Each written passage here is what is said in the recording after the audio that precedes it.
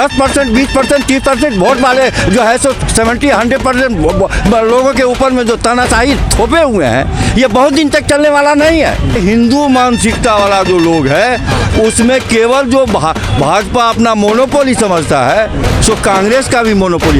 ये वो आर्थिक नीति जो बनाए थे नरसिम्हा राव, और इस पर भी जब चोट पड़ता है, किसानों का आंदोलन का चोट पड़ा था कि भाई हम अलग से नीति नहीं बनाया, जो नीति बनाया था कांग्रेस हम उसी पर चल रहे हैं। वो बैलगाड़ी की गति से चल रहा था और हम जो है स्पुतनिक गति से चल रहे हैं। मकसद क्या है? मकसद यही है कि हमारे देश में जो अभी मुद्दे हैं जिनके बारे में बातचीत नहीं हो रही है, चाहे वो बेरोज़गारी का मुद्दा हो, मानो झारखंड बिहार जोड़ के इतने सारे सरकारी स्कूल को बंद कर दिया जा रहा है, मर्जर के नाम पे सरकारी स्कूल को बंद कर दिया जा रहा है, बेरोज़गारी बढ़ गई है। ये जो हमारे देश के मूलभूत मुद्दे हैं उन सब मुद्दों को उठाना, क्योंकि हमारे देश में एक तरीके की राजनीति चल रही है कि वोट से पहले भाई आपके जनधन अकाउंट में 500 रुपये आ जाएंगे और बस आपके जो दूसरे मूलभूत मुद्दे हैं उनको नहीं उठाया जाता। उन मुद्दों को उठाना ही जनता तो उसी पे तैयार है। आपने देख लिया 3 राज्यों के चुनाव में क्या हुआ, कितना भी आप समझा लीजिए जनता नहीं समझ रही है। सही बात, क्योंकि जनता को वोट से बस 2 दिन पहले ये सब करवाया जाता है ना कि जनधन अकाउंट में जिसके घर पे चूल्हा नहीं जल रहा हो उसके अकाउंट में अगर 200 रुपए आ गए तो उसके लिए वो बड़ी बात है। मगर सवाल है कि उसको इतना मजबूर क्यों बनाया जा रहा है? मजबूरी में तो इंसान ये कर ही रहा है। आप सही बात बोल रहे हो। पहले हमारे देश के जनता को मजबूर बनाओ और फिर उसके मजबूरी का वोट में फायदा उठाओ।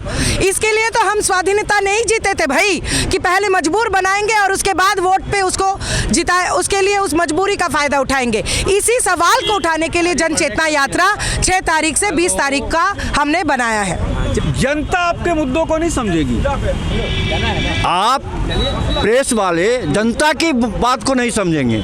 अंतर यही है कि जनता की बात को आप प्रेस वाले रखते ही नहीं हैं।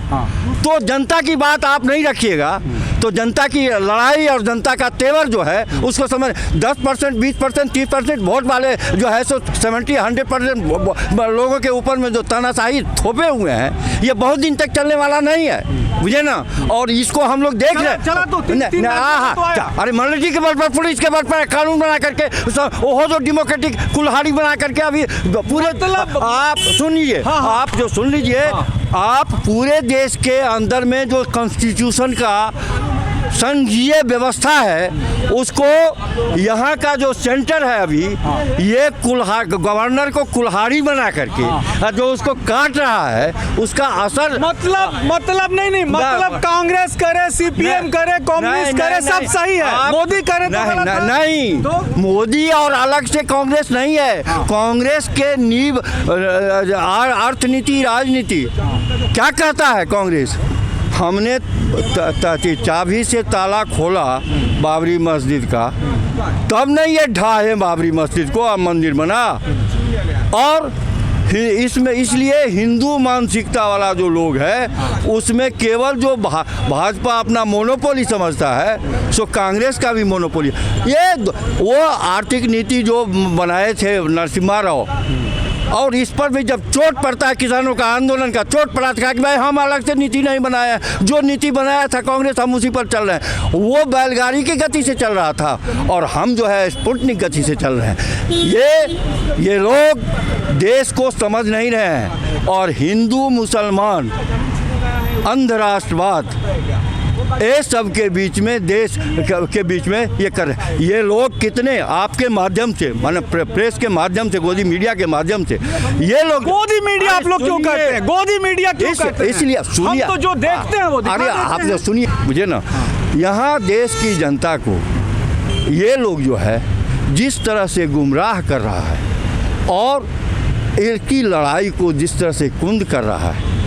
अब ये अभी बोली, अभी जो पहले वाली बोली कि ये कमीशन जो है वो चुनाव, और चुनाव में जो है सो क्या कहते हैं उसको जो है टेम्परिंग करने का, वोटर को टेम्परिंग करने का जितना भी है वो सब काम हो रहा है।